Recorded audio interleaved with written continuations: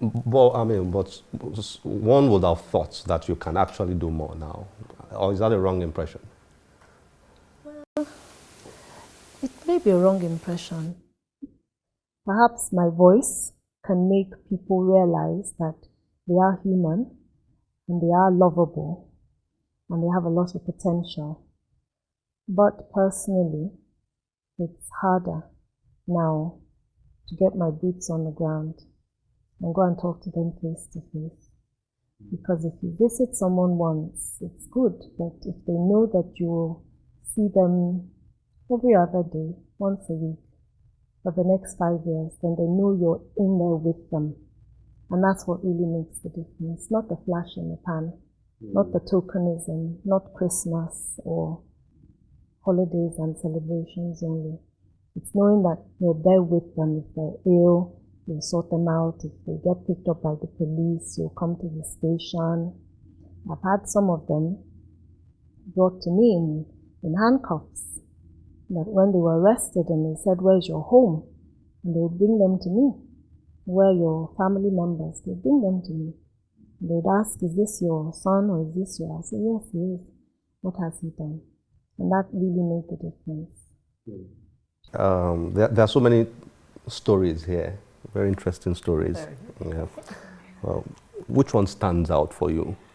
Maybe two. I'll mention two. There was one, the author pointed out, made us realize that when you sow love, you get love. So these boys that we'd normally write off as hardened criminals, as she says, it's love she took to them. And she reaped a response of love. For instance, there was a time she was trying to drive out of perhaps the park, and one of the boys was trying to clear the traffic for her. Okay, that's a favor. That's a favor. There was a car, There was a car coming, and the car had navy on it, and he should have known that he should get out of the way, but he didn't, and they almost ran him over. Then we discover that he could not read, so that caught my attention. Then there's another place as well where she got inspired to share with them a story from the Bible using a book with illustrations, and that really arrested them and caught their fancy. So I would, like perhaps ask Her Excellency, what then would she say is the importance of reading to personal and national development, and how much change can we bring about with a book that has lovely illustrations? Yes, it actually was a children's book, a children's story book that had the story of Sodom and Gomorrah. So I remember very vividly, more than once, I'd taken storybooks to them.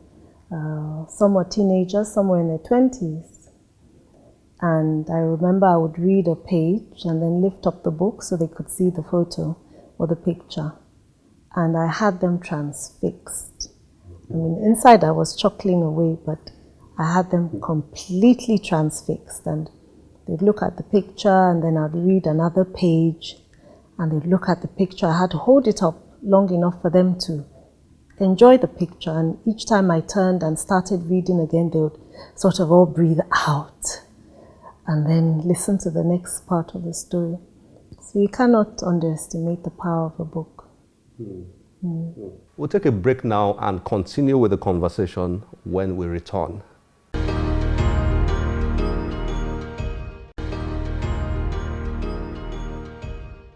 Welcome back. We're still here with Her Excellency, Mrs. Dolapo Osinbajo. We're reviewing her book titled They Call Me Mama. There are so many stories here, very interesting stories.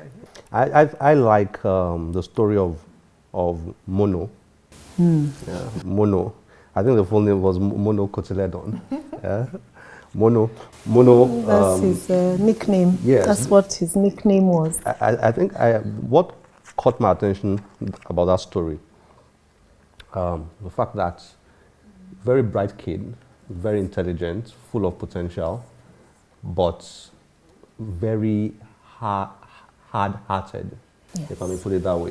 Yes. We described him as a boy who could potentially become a very ruthless criminal, a very cold-blooded, calculative criminal. And again, there are so many young people like that who have the potential to be great on the one hand, but if mismanaged, can also become very, very deadly criminals. So I think that got me thinking.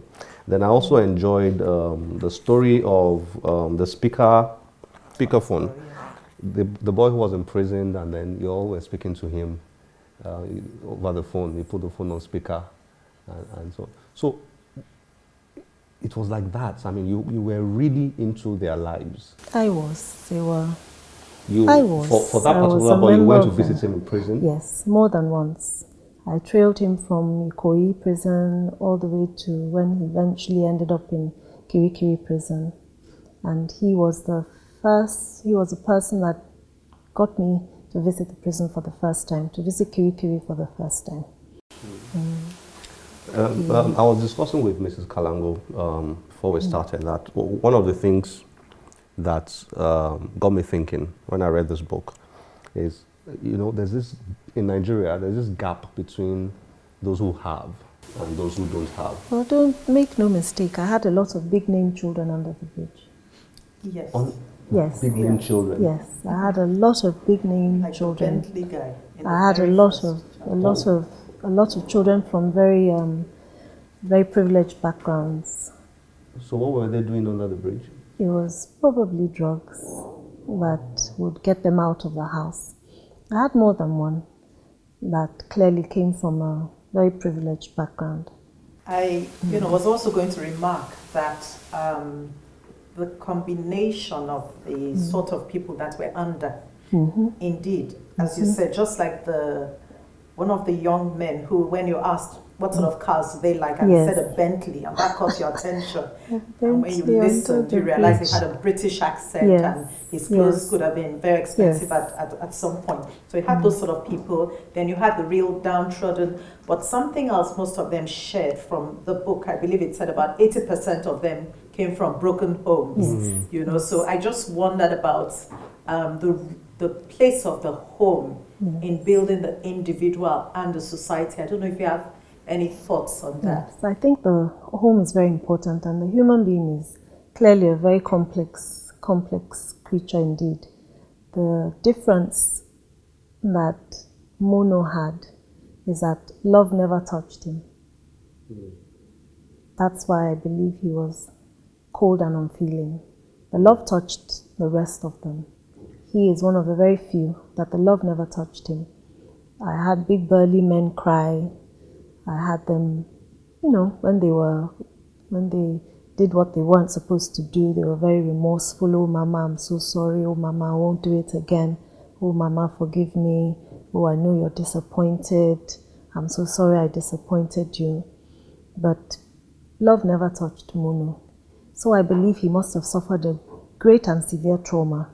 And that must be the cause for him shutting down and shutting emotions out completely. A lot of them were rough, naughty. That's probably what got them out. But the place of the home, a lot of them suffered from being products of broken homes. Where does government come in here?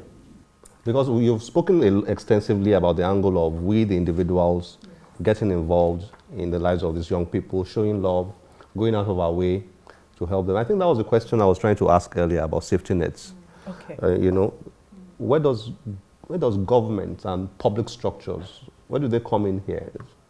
I'm sure you must have developed some thoughts on this while experiencing that. Clearly. But where I am now, I'd rather not talk about government. I'm not a government official, and I'm not speaking for government. Okay. Clearly understood. Very much understood. Yes. Very much understood. Your Excellency, thank you very much for your time. It's been nice having this conversation with you and reviewing your book, They Call Me Mama. Thank you. Thank you. Thank you so much. Thank you.